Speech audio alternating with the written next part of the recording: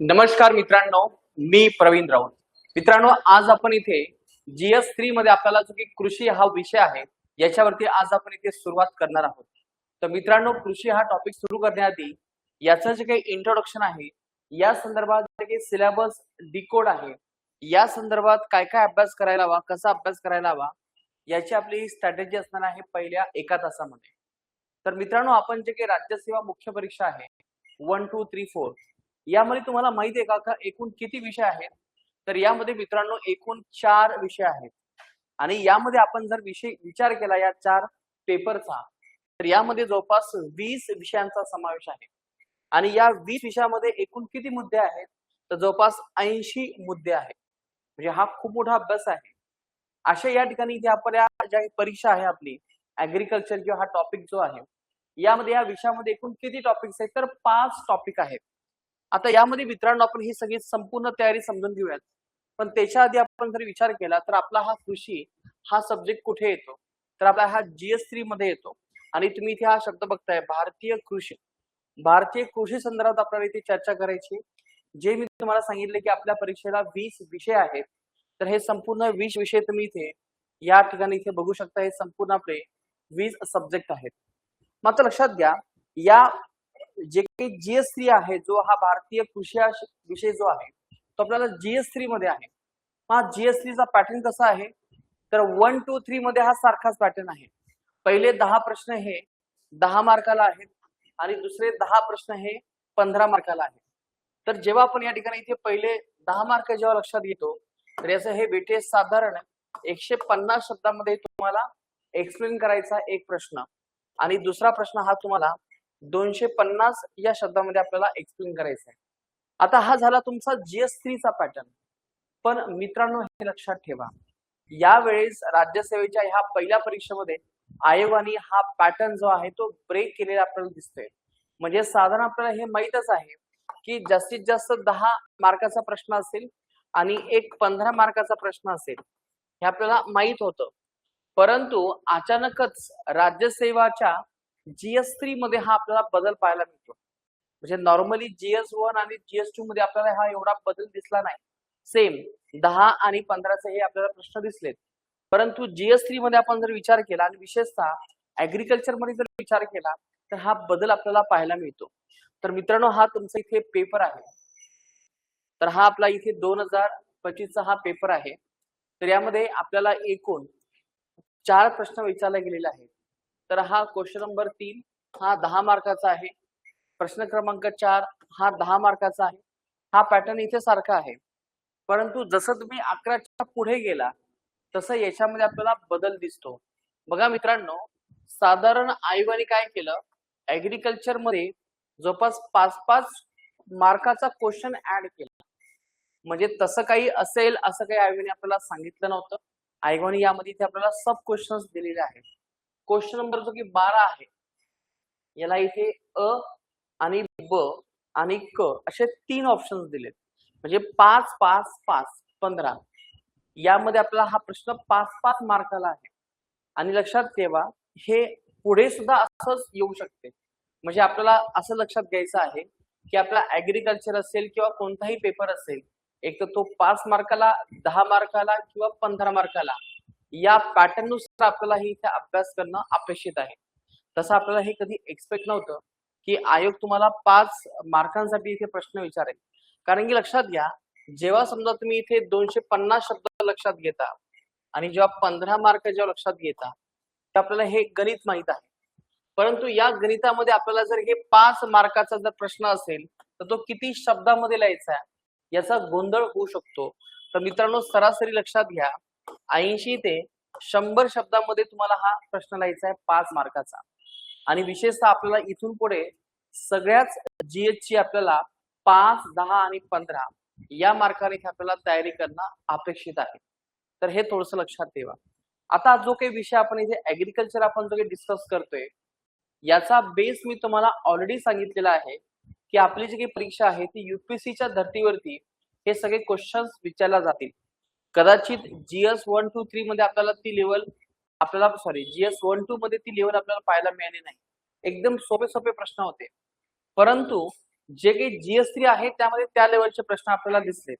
म्हणजे आपण जे म्हणतो ना 60-40 हा जो काही पॅटर्न आहे तो आयोगाने या ठिकाणी इथे आपल्याला ऍडॉप्ट केला.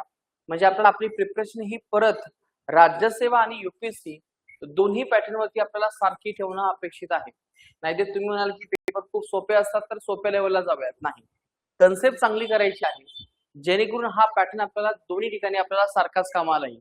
तर UPSC मेन्स GS3 2013 ते 2025 या पॅटर्न मध्ये आपण जर विचार केला तर इकॉनॉमिक डेव्हलपमेंट हे वेटेज लक्षात घ्या 50-50-50, ऍग्रिकल्चर 50-60-50-60, त्याच्यानंतर technology 50-50, environment 60-35, disaster management 20-20, security internal security 30-30 किंवा 50-50, हे इथे 50-50 आहे. तर हे जे काही वेटेज आहे मित्रांनो, आपण ते जर राज्यसेवे संदर्भात जर बघितलं तर राज्यसेवेमध्ये हे पॅटर्न फॉलो केलं का तर जवळपास ऍग्रिकल्चर मध्ये हा पॅटर्न फॉलो केला, टेक्नॉलॉजी मध्ये हा पॅटर्न फॉलो केला, एन्व्हायरमेंटचे 15 प्रश्न होते, आपत्ती व्यवस्थापनावरती 10 प्रश्न होते, अंतर्गत सुरक्षावरती 60 प्रश्न होते. तर हा पॅटर्न जो आहे तो UPSCचा जे मी तुम्हाला ऑलरेडी सांगितलं होतं की जे काही आपला पॅटर्न आहे म्हणजे जसं की सायन्स अँड टेक्नॉलॉजी 50 मार्कांसाठी विचारला जाईल, ऍग्रिकल्चरला 50 ला विचारला जाईल, इकॉनॉमीसाठी तुम्हाला 60 ते 70 मार्कावर विचारला जाईल. हा जो आपण अजम्पशन पकडला होता ते सगळं अजम्पशन आयोगाने पूर्ण केलेलं आहे. इंटरनल सिक्युरिटीसाठी 50 असतात, तिथे 60 दिले म्हणजे जवळपास सारखंच आहे. तर लक्षात घ्या आज आपण हा विषय आपण डिस्कस करतोय ऍग्रिकल्चर, यामध्ये आपल्याला हा विषय 50 गुणांसाठी आहे आणि यामध्ये आपला हे जवळपास 4 प्रश्न आहेत. तर लक्षात घ्या याची लेवल कशी आहे. आता ह्या लेवलवरती मी येणार आहे कारण की लक्षात घ्या बऱ्याच वेळेस आपल्याला हा पहिल्या पॅटर्न मधून आपल्याला हेच कळालं याची लेवल काय आहे. एक एक प्रश्न मी तुम्हाला वाचून दाखवतो. त्याच्या आधी लक्षात घ्या हे आयोगाने तुम्हाला सगळे प्रश्न अनिवार्य दिले होते. दोन्ही प्रश्न हे मराठी आणि इंग्रजी भाषेमध्ये होते. प्रत्येक प्रश्नाचे गुण त्याच्या समोर दर्शनात आलेले आहेत. मराठी आणि इंग्रजी यापैकी एकाच भाषेत आपल्याला लिहावी लागेल जी भाषा आपण निवडलेली आहे. तर हे सगळं दिलं असेल आपल्याला जे आपण डिस्कस केलेलं आहे. आता लक्षात घ्या हा जो काही प्रश्न आहे तो आहे फूड प्रोसेसिंग इंडस्ट्री याचा. तर माझा एक प्रश्न आहे मित्रांनो, म्हणजे मी तुम्हाला हे आधी क्वेश्चन दाखवण्याआधी मी तुम्हाला आधी ऍग्रिकल्चर याचा पॅटर्न दाखवेल म्हणजे तुम्हाला हे प्रश्न आणखी थोडेफार लक्षात येतील. तर हा आहे आपला ऍग्रिकल्चर हा विषय GS3 मध्ये इथे दिसतोय तुम्हाला ऍग्रिकल्चर. या GS3 मध्ये आपण जर इथे विचार केला तर या सिलेबस अशा प्रकारचा आहे. Land reforms in India, major crops cropping patterns in various parts of the country, different types of irrigation and irrigation system आणि स्टोरेज. त्याच्यानंतर आहे तिसरा point technology in the aid of the farmers and technology missions, economics of animal rearing, farmers and e technology, food processing and related industry in India, scope and significance, location, upstream and downstream, requirement, supply chain management, economics of animal rearing. नंतर आहे issues related to direct and indirect farm subsidies and minimum support prices, ज्याला आपण PDS, MSP असं या ठिकाणी म्हणत असतो. तर हा झाला तुमचा सिलेबस. मित्रांनो फक्त सिलेबस समजून घेऊन किंवा लिहून घेऊन काही होणार नाही. तर आपल्याला हा सिलेबस शॉर्टकट बनवणं अपेक्षित आहे. तर या सिलेबसचा जो काही शॉर्टकट आहे तो अशा प्रकारचा आहे. तो 5 पॉइंट मध्ये आपण डिवाइड केला. तर पहिला पॉइंट आहे आपल्या इथे लँड रिफॉर्म्स, दुसरा आहे farmers and e technology, MSP and PDS, cropping patterns and irrigation, food processing industry. तर ह्या जवळपास आपण अशा प्रकारच्या 5 पॉइंट मध्ये हा टॉपिक आपण इथे डिस्कस करणार आहोत. तर लक्षात घ्या मित्रांनो आज जे काही आपले हे 5 टॉपिक हे पाठच करा आधी. पहिला टॉपिक कोणता आहे land reforms in India, second is E technology, MSP, PDS, cropping pattern and irrigation and food processing industry. आता हे तुम्हाला इथे मराठीमध्ये सुद्धा दिलेलं आहे. जमीन सुधारणा, शेतकरी आणि ई तंत्रज्ञान, किमान आधारभूत किंमत व PDS सिस्टीम, पीक पद्धती आणि सिंचन आणि अन्न प्रक्रिया उद्योग. तर हा तुमचा इथे संपूर्ण हा विषय आपल्याला इथे दिसतोय. आता लक्षात घ्या या विषयामध्ये आपण जर विचार केला तर प्रश्न हे आलटून पलटून असतात. मग या दृष्टिकोनातून आपल्या सिलेबस मध्ये जे काही प्रश्न आलेले आहेत तर ते सुद्धा अशाच प्रकारचे आलेले आहेत. बघा तुम्ही इथे म्हणजे आत्ताचे जे काही नवीन पॅटर्न आहे आपल्या राज्यसेवेचा यानुसार लँड रिफॉर्म वरती तुम्हाला एक प्रश्न दिसतो. ई टेक्नॉलॉजी वरती 5 मार्काचा प्रश्न आहे. त्याच्यानंतर MSP वरती 15 मार्काचा प्रश्न आहे. क्रॉपिंग पॅटर्न अँड इरिगेशन वरती तुम्हाला 15 मार्काचा प्रश्न आहे. अन्न प्रक्रियावरती तुम्हाला 10 मार्काचा प्रश्न आहे. म्हणजे जे काही सिलेबस आहे या सिलेबस नुसार अतिशय तंतोतंत इथे तुम्हाला हे सगळे प्रश्न दिसत आहेत. म्हणजे पहिला पॅटर्न आहे लँड रिफॉर्म, दुसरा आहे E technology, MSP, PDS, cropping pattern and irrigation, food processing industry. जे टॉपिक्स आहेत या टॉपिक वरती तुम्हाला प्रश्न विचारले आहेत का? तर मित्रांनो याचे उत्तर आहे हो. बघा, पहिला जो प्रश्न विचारला तुम्हाला तो फूड प्रोसेसिंग इंडस्ट्री बद्दल विचारलेला आहे. आता फूड प्रोसेसिंग इंडस्ट्री बद्दल काय आहे? तर how food processing act as a bridge between agriculture and industry with reference to rural industrialisation and employment. म्हणजे यामध्ये आपल्याला फूड इंडस्ट्री, ऍग्रिकल्चर, इंडस्ट्री आणि त्याचा जो काही इम्पॅक्ट आहे इंडस्ट्रियलायझेशन आणि एम्प्लॉयमेंट याचं रिलेशन विचारलेलं आहे. म्हणजे हा फूड प्रोसेसिंगचा अतिशय बेसिक पॉइंट आहे. त्याच्यानंतर पुढचा प्रश्न आहे discuss the economic objective of land reforms and assess how far these objective have been achieve in transforming Indian agriculture. बघा, discuss the economic objective of land reforms. Objective अतिशय basic point आहे. Assess how far these objective have been achieve in transforming Indian agriculture. तर जे काही objective आहेत त्यामुळे कशा प्रकारे आपली भारतीय शेती ही ट्रान्सफॉर्मिंग स्टेज मध्ये जाईल किंवा झालेली आहे. तर याच्यावरती आपल्याला हा अतिशय बेसिक प्रश्न आहे. म्हणजे लँड रिफॉर्म्स काय आहेत, त्याचा संबंध भारताच्या ऍग्रिकल्चर बरोबर कसा होतो, त्याचा इतिहास काय होता, त्याचे ऑब्जेक्टिव्ह काय होते, फायदे काय आहेत, तोटे काय आहेत, त्याचे वैशिष्ट्य काय होते, सध्याची स्थिती काय, तर हे काय त्याचे बेसिक डायमेन्शन. आणि जेव्हा तुम्ही याच्या बेसिक डायमेन्शन वरती फ्रेम करता तेव्हा त्याच्यावरती प्रश्न तर येणारच आहेत. आणि हा अतिशय त्याच डायमेन्शन वरती प्रश्न आलेला आहे. बघा, ऑब्जेक्टिव्ह काय आहे तर बेसिक डायमेन्शन आहे. म्हणजे तुम्हाला अतिशय खूप ऍडव्हान्स प्रश्न आलेले नाही आहेत. म्हणजे माझा तर एक सरळ ओपिनियन आहे मित्रांनो, की ही जी काही आपली राज्यसेवा मेन्स असेल किंवा UPSC असेल, जास्त करंटच्या अँगली मागे जाण्याची गरजच नाही. फक्त सिलेबस व्यवस्थित संपवा. तो सिलेबस एकदा व्यवस्थित झाला की तुम्हाला तेच बेस नंतर तुम्हाला परीक्षेमध्ये लिहिता येतो. नाही तर मुलं काय करतात, खूप सारे आर्टिकल असतात. हिंदूचं आर्टिकल वाच, लोकसत्ताचं आर्टिकल वाच, हे वाच, ते वाच. पण त्या आर्टिकल्सच्या वाचण्यामुळे काही होत नाही, तुमचा वेळ जातो. भले तुमची ती मॅच्युरिटी वाढते पण ती पेपरमध्ये रिफ्लेक्ट होत नाही. त्याच्यापेक्षा बेस काय करा, यामध्ये तुमचा जो काही सिलेबस आहे तो आधी व्यवस्थित खूप छान पद्धतीने स्वतःच्या नोट्स तयार करा. जे काही सिलेबस मध्ये टॉपिक्स आहे ते व्यवस्थित समजून घ्या आणि त्याच्यानंतर वेळ जो तुमचा आहे त्याच्यामध्ये अर्धा, 1 तास, 1.5 तास तुम्ही तुमचा पेपरसाठी द्या. पण मग पेपरसाठी देत असताना मग जे काही पॉइंट्स आहेत ते तुमचे परफेक्ट व्हायला हवं. समजा एखादी तुम्हाला लँड रिफॉर्मची मुवमेंट आलेली आहे, नक्सलिझमची मुवमेंट आलेली आहे, मग ते सगळं तुमच्या वहीमध्ये ते नोट डाऊन होणं गरजेचं आहे. कारण की पेपर वाचून काही फायदा नाही, तर त्याच्या प्रॉपर नोट्स असणं किंवा त्याचे इंट्रोडक्शन कसे असायला हवे किंवा कन्क्लुजन कसे असायला हवे यासाठी तुमचे आर्टिकल हे महत्वपूर्ण असतात.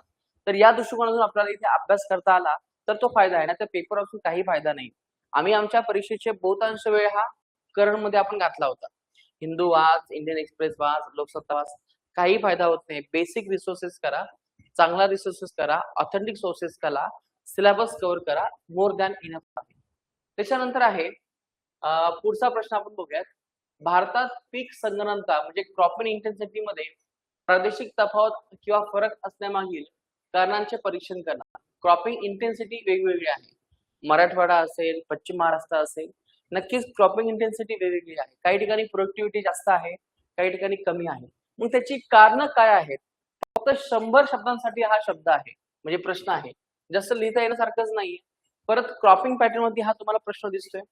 एक्झामाइन the reason for regional variations in cropping intensity across India. नंतर आहे how do climatic risk and irrigation availability influence cropping choices in India. म्हणजे इरिगेशन फॅसिलिटीमुळे क्रॉपिंग चॉईसेस कसे बदलतात याच्यावरती आपल्याला हे इथे सविस्तर चर्चा करायची. सोपं आहे. ज्या भागामध्ये जास्त पाणी आहे तिथे आपल्याला मोठ्या प्रमाणामध्ये गव्हासारखे पिकं पाहायला मिळतात. परंतु महाराष्ट्रासारख्या काही ठिकाणामध्ये जसं की मराठवाड्यामध्ये जिथे पाणी कमी आहे तिथे सुद्धा आपल्याला शुगर केन मोठ्या प्रमाणामध्ये इथे उगवताना दिसते.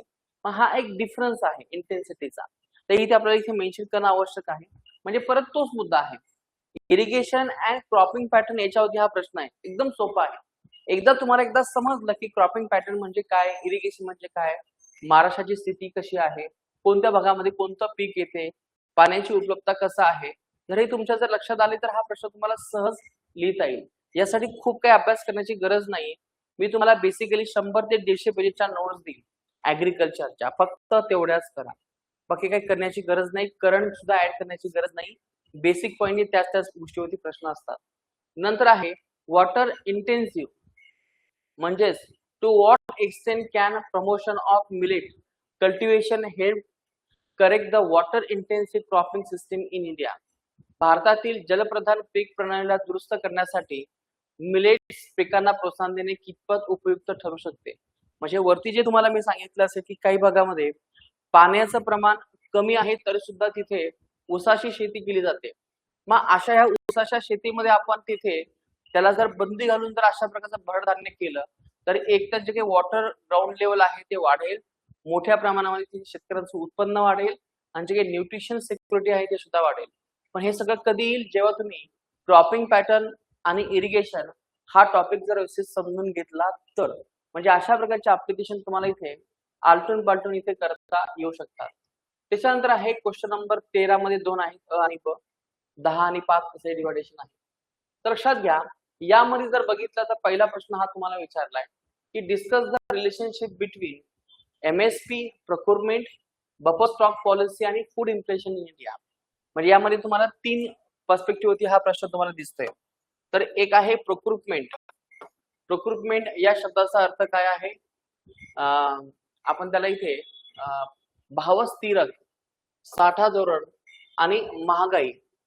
आता प्रोक्युरमेंट म्हणजे काय, तर तो माल खरेदी करणे म्हणजे प्रोक्युरमेंट. नंतर आहे या ठिकाणी स्टॉक आणि नंतर आहे इन्फ्लेशन आणि एमएसपी. याचा काही संबंध आहे का, तर हा रिलेशन तुम्हाला इथे विचारलेला आहे. मित्रांनो, जर समजा तुम्हाला एमएसपी म्हणजे काय, एमएसपी चे फायदे कोणते असतात, तोटे कोणते आहेत, ऑब्जेक्टिव्ह कोणते आहेत, एमएसपी कशा प्रकारे शेतकऱ्यांना मदत करते, जर हे जर तुम्हाला जर व्यवस्थित कळालं, जर तुम्हाला जर इकॉनॉमी मध्ये जर फूड इन्फ्लेशन जर माहित असेल तर नक्कीच तुम्हाला याचं उत्तर देता येईल. म्हणजे अतिशय बेसिक प्रश्न आहे, म्हणजे अतिशय डिटेल आपल्याला इथे जाण्याची अजिबात गरजच नव्हती. नंतर आहे असेच the contribution of technology mission towards agricultural modernisation in India. असेच the contribution of technology mission towards agricultural modernisation in India. आता याच्यामध्ये हा रोल कसा आहे, मॉडर्नायझेशन अँड टेक्नॉलॉजी मिशन याचा इथे रिलेशन सांगण्याचा प्रयत्न केलेला आहे. तर मित्रांनो, हा सुद्धा ई टेक्नॉलॉजी या टॉपिक वरती तुम्हाला इथे टच होण्यासारखा हा पॉइंट तुम्हाला इथे दिसतोय.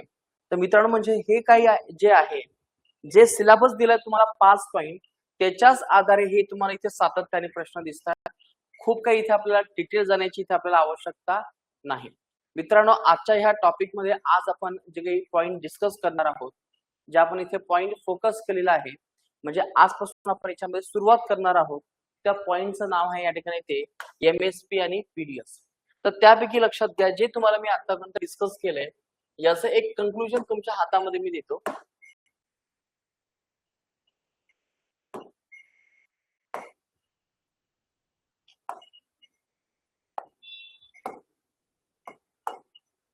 यामध्ये सर्वप्रथम हे लक्षात घ्या, ऍग्रिकल्चर या पॉइंट साठी तुम्हाला एकूण किती मार्क्स आहेत, तर 50 गुण आहेत. किती प्रश्न आहेत, तर 4 प्रश्न आहेत. एकूण पॉइंट्स किती आहेत, टॉपिक किती आहेत, तर या ठिकाणी तुम्हाला इथे 5 टॉपिक आहेत. आणि विशेषतः जी लेवल आहे ती लेवल कशी आहे, प्रश्नांची पातळी कशी आहे. तर मित्रांनो, सध्या तरी यांनी जी प्रश्नांची पातळी आहे ती बेसिक लेवललाच ठेवलेली आहे.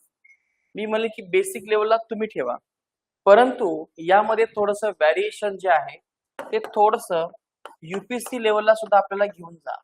म्हणजे बेसिक पण काय आहे, युपीएससी डायमेन्शन कव्हर करणं आपल्याला आवश्यक आहे. युपीएससी डायमेन्शन जर कव्हर केले तर मग इथून पुढे कसाही प्रश्न उद्या तुम्हाला तो लिहिता येतो. तर लक्षात घ्या, तर हे अशा प्रकारचं हे कंक्लुजन आहे. 50 गुण आहेत, 5 टॉपिक आहेत, प्रश्नाची पातळी आपल्याला इथे राज्यसेवेला बेसिकच विचारले गेलेले आहे हे. आणि यामध्ये माझं असं मत आहे की युपीएससीचे डायमेन्शन्स याच्यामध्ये यांनी कव्हर केलेले आहे. आता सर्वात महत्वाचं याची स्ट्रॅटेजी कशी असायला हवी. मित्रांनो, आपण जर स्ट्रॅटेजी जर विचार केला तर जे मी तुम्हाला ऑलरेडी ज्या बेसवरती नेहमी शिकवत असतो तो बेस माझा हा अशा प्रकारचा आहे. सर्वप्रथम सिलेबस आपल्याला माहित आहे की 5 पॉइंट आहे. त्याच्यानंतर पीवायक्यू थीम्स 2013 ते 2025 म्हणजे इथे आपल्याला इथे थीम्स उचलणं गरजेचे आहे. म्हणजे मी तुम्हाला 5 पॉइंट सांगितलेत, जे काही मल्टिपल डायमेन्शन्स तुम्हाला तयार करायचे ते थीम्स आहेत तुमचे पीवायक्यू थीम्स. याच्यावरती मल्टिपल डायमेन्शन्स तयार करायचे, या मल्टिपल डायमेन्शनचा अभ्यास करायचा आहे, याच्या नोट्स बनवायच्या आहेत आणि नोट्स बनवून ते काय करायचे सातत्याने त्याची रिव्हिजन आणि प्रॅक्टिस तुम्हाला करायची आहे. रिव्हिजन आणि प्रॅक्टिस, दुसरं काही करण्याची गरज नाही. तर या ठिकाणी मित्रांनो आपण डिस्कशन करत असतानाच मित्रांनो मी तुम्हाला युपीएससी पीवायक्यू थीम्स ह्या तुम्हाला मी स्वतःहून क्लासमध्ये तयार करून देणार आहे. त्याचे मल्टिपल डायमेन्शन तयार करून देणार आहे. त्याच्यावरती क्लासमध्ये डिस्कशन होणार आहे. नोट सुद्धा मी तुम्हाला रेडीमेड देणार आहे. म्हणजे जे काही 100 ते 150 पेजेसच्या नोट्स आहेत ह्या तुम्हाला मोर दॅन इनफ आहे. त्याच्यापेक्षा जास्त काही वाचण्याची तुम्हाला आवश्यकता पडणार नाही. बस नोट्स वाचा, एक्झामला जा आणि पास व्हा. म्हणजे 75 मार्क इकॉनॉमीचे आणि 50 मार्क आपले ऍग्रिकल्चरचे, जवळपास 125 मार्काचा पेपर हा तुमचा इझिली कव्हर होईल फक्त ह्या नोट्स मधून आणि या स्ट्रॅटेजी मधून. तर आता हे तुम्हाला मी 5 पॉइंट सांगितले ऍग्रिकल्चरचे. आता माझा दुसरा पर्स्पेक्टिव्ह आहे डिस्कशनचा की आपल्याला ह्या पीवायक्यू थीम्स कोणत्या निवडायच्या आहेत. तर मित्रांनो, आज आपण जो काही पॉइंट इथे स्टार्ट करणार आहोत तो आहे एमएसपी आणि पीडीएस. तर ह्या एमएसपी आणि पीडीएस वरती आतापर्यंत जे युपीएससी आलेला प्रश्न आहे त्याचे आपण इथे थीम्स बघूयात, त्याच्यावरती आपण इथे चर्चा करूयात. यासाठी आपलं जे काही ओरिजिनल डॉक्युमेंट आहे ते आपण इथे आधी ओपन करूयात.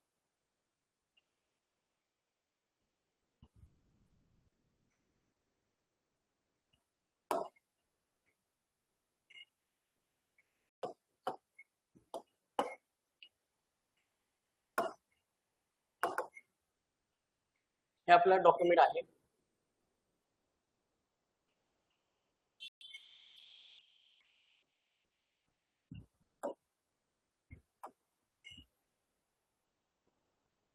यानुसार आपण इथे डायरेक्टली ऍग्रिकल्चर या पार्टवरती आपण येऊयात.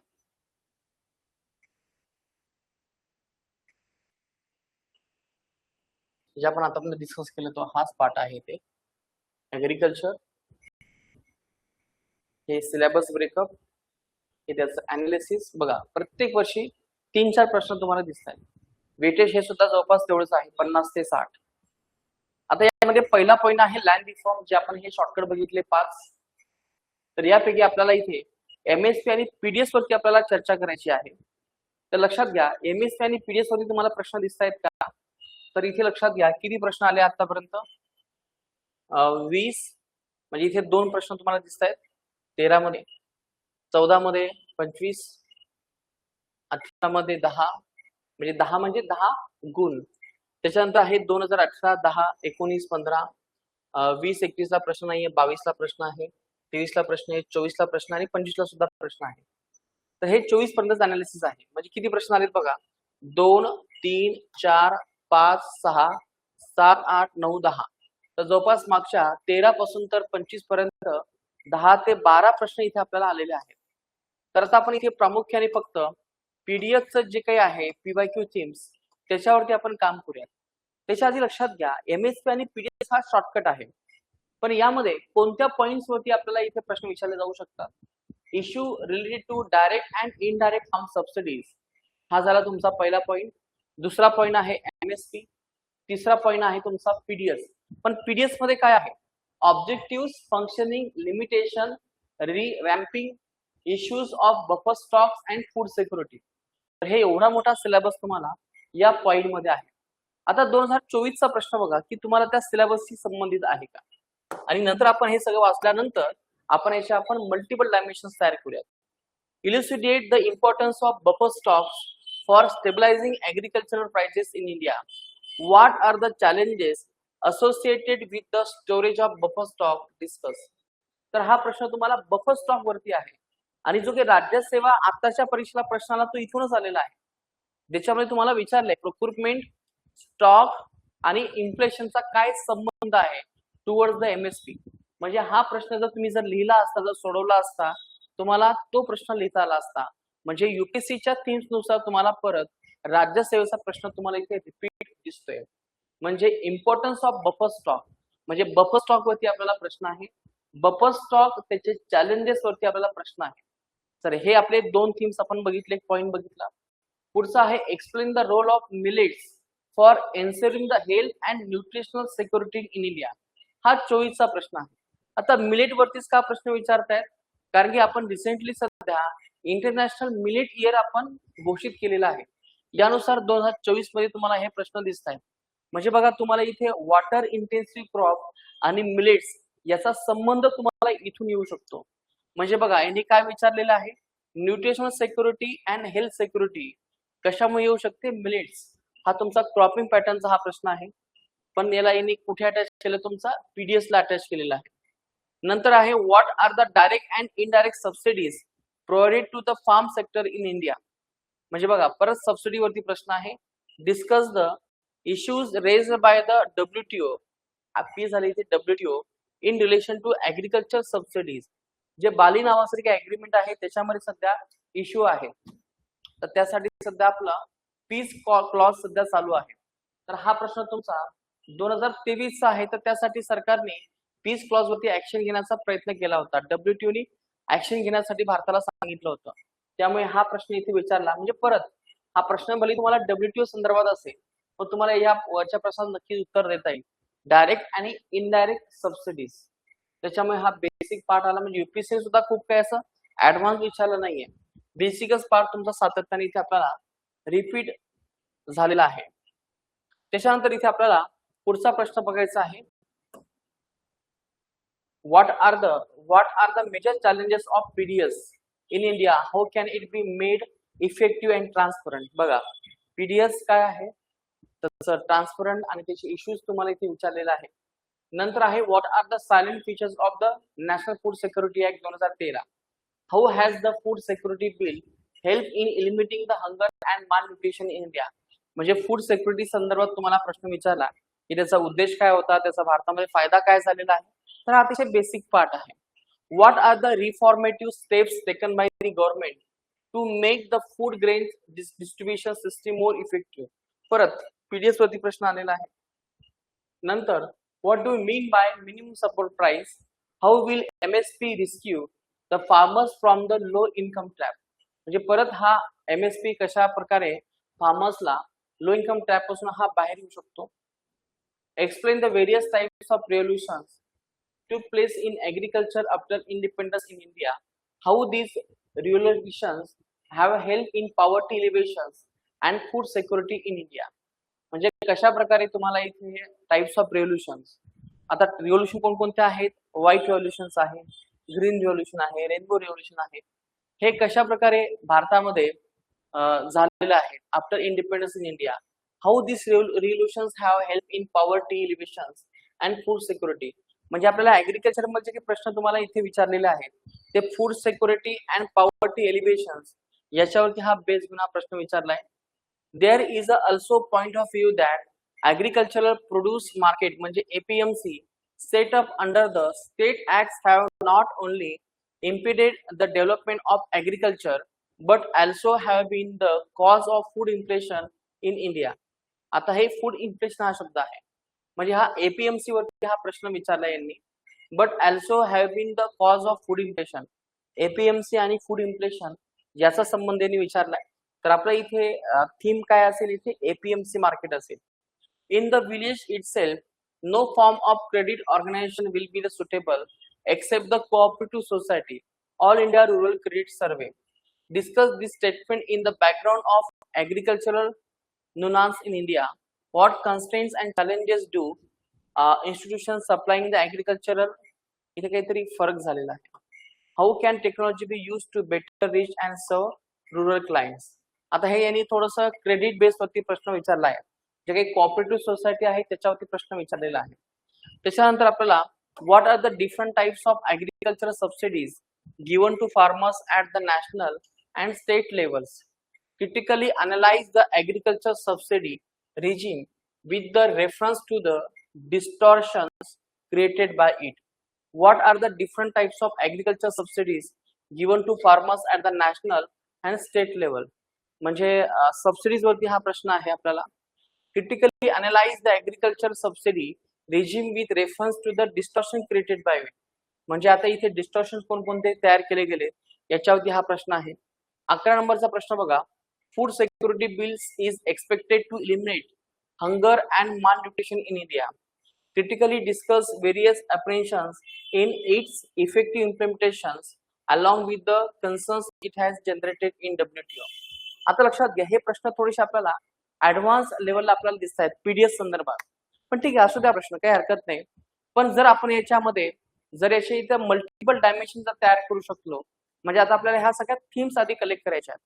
म्हणजे UPSC PYQ themes on the basis of MSP and PDS. चला याच्यावरती आता आपण काय करूयात, आपले थीम्स तयार करण्याचा प्रयत्न करूयात. आता ही थीम्स कशावरती आहे,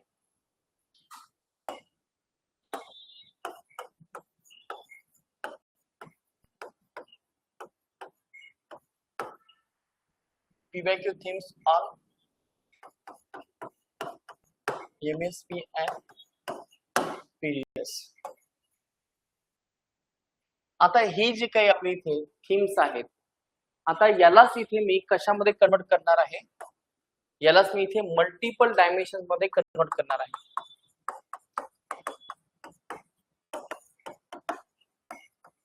मल्टिपल डायमेन्शन्स बघा, आता हे कसे कसे डायमेन्शन्स आहेत. पहिला या ठिकाणी इथे आहे एमएसपी. एमएसपी वरती काय काय आहे, व्हॉट त्याचं ऑब्जेक्टिव्ह, एमएसपी म्हणजे काय, एमएसपीचं ऑब्जेक्टिव्ह काय आहे, सॉरी आपल्याला मराठीत लिहायचंय ना. एमएसपी म्हणजे काय, चला मी इथे तुम्हाला एमएसपी म्हणजे काय. नंबर 2, एमएसपी कोण ठरवतो.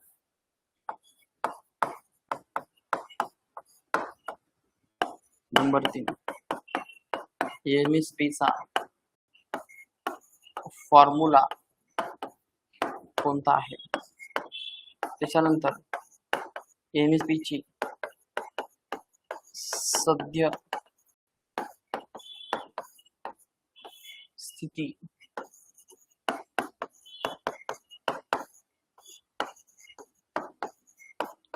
एमएसपीची सद्य स्थिती काय आहे. त्याच्यानंतर एमएसपीचं वैशिष्ट्य,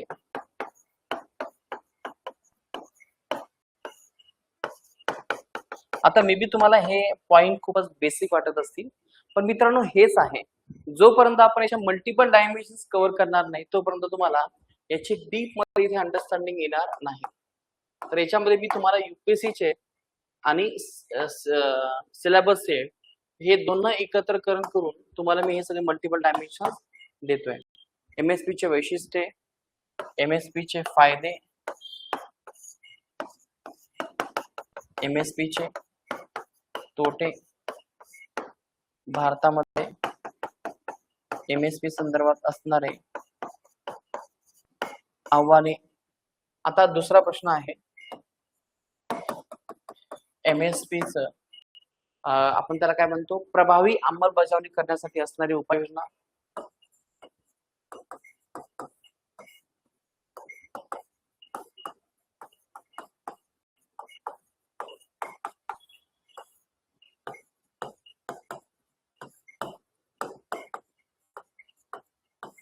उपाययोजना, येस. आता यामध्ये उपाययोजना आणि सरकारचे प्रयत्न, सरकारची. आता हा झाला एक पर्स्पेक्टिव्ह, ठीक आहे. 10 आपले झालेत. नंतर एमएसपी आणि शेतकऱ्यांचं उत्पन्न. आता शेतकऱ्यांचं उत्पन्न, त्याच्यानंतर दारिद्र्य, आणि आता याच बरोबर इथे आता मला ऍड करायचा आहे की जो आपल्याला हा डायमेन्शन विचारला गेलेला आहे, आणि अन्न किमती.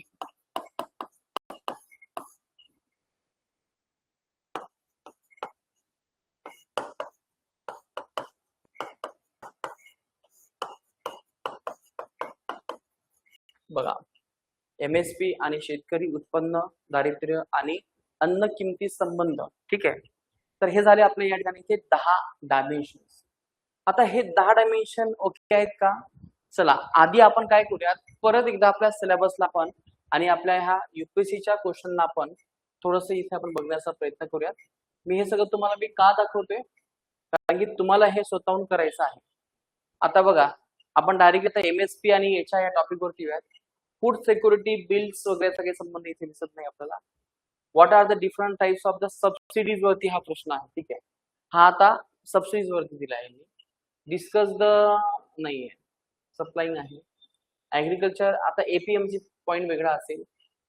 ऍग्रिकल्चर इंडिपेंडन्स रिव्होल्युशन वरती हा प्रश्न वेगळा आहे. Food security, minimum support price, how will MSP rescue the farmers from the low income trap. म्हणजे परत आपण जे काही पॉवर्टी आपण घेतलेला आहे त्याच्यावरती हा प्रश्न आपला तयार होऊ शकतो.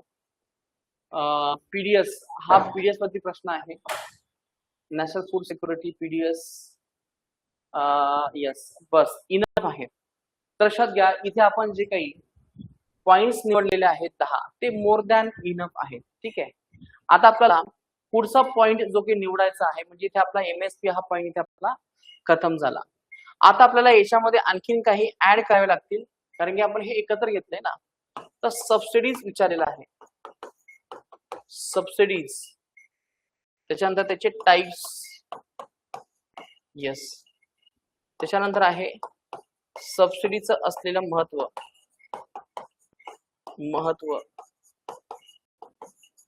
यस, महत्व आपल्याला लिहावं लागेल. महत्वानंतर सबसिडीचे असणारे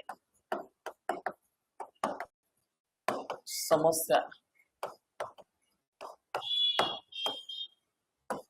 आता याच्यामध्ये आपल्याला सबसिडीज आणि WTO चं आपल्याला इथे मेन्शन करावं लागेल, कारण की जे काही बाली अग्रीमेंट आहे, जे काही पीस क्लॉज आहे, हे नेहमी याच्यामध्ये नेहमी अडथळा येत असतो. ठीक आहे, येस. आता यामध्ये सबसिडीज संदर्भात सरकारची भूमिका ही आपल्याला इथे घ्यावी लागेल. सबसिडी संदर्भात असलेली सरकारची भूमिका. चला पुढे काय असेल सांगा मला. सबसिडीज, WTO, सबसिडी, सरकारची भूमिका, हे आपल्याला सातत्याने असा अभ्यास करावा लागेल, कारण की याच बेसवरती तुम्हाला पुढे जायचं आहे. बफर स्टॉक वरती आपण पुढे बोलूया. आता आपल्याला याच्यामध्ये फूड सिक्युरिटी आणि न्यूट्रिशन सिक्युरिटी मध्ये सुद्धा बोलायचं आहे. पुढे आला इथे PDS, national food security, MSP, yes, malnutrition, discuss effective information defense, yes, food security bill.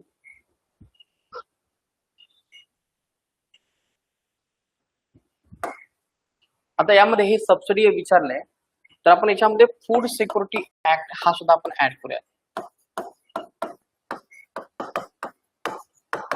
Act 2013, याच्यावरती प्रश्न आहेत. PDS काय आहे, याचं महत्व, अडथळा, फायदा, उपाय योजना. तर हा झाला तुमचा 17 नंबरचा पॉइंट. त्याच्यानंतर आहे 18. आता 18 मध्ये आपण काय सांगू शकतो, बफर स्टॉक, यस, नंतर आहे food and nutrition, food and nutrition security. हा पर्स्पेक्टिव्ह आपण इथे ऍड करू शकतो. चला बघा, आपण हे सगळे डायमेन्शन इथे आपल्याला काढायला हवे. हेच आपल्याला इथे परत करत राहायचे. चला मी इथे परत वाचतो हे तुमच्यासाठी. ऍग्रिकल्चर हा पॉईंट आपण कव्हर केलाय. आता याच्यामध्ये आपल्याला फक्त ऍग्रिकल्चर क्रेडिट हा पॉईंट आपल्याला ऍड करायचा आहे. APMC वरती आपल्याला ऍड करायचा आहे. रिव्होल्युशन वरती आपल्याला ऍड करायचं आहे. बाकी सगळं सेम आहे. ठीक आहे,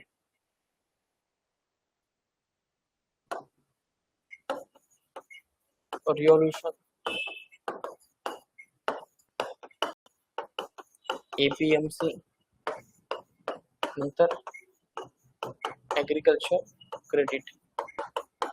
तर मित्रांनो बघा, बघता बघता आपण UPSC चे डायमेन्शन्स आपण इथे एकत्र करत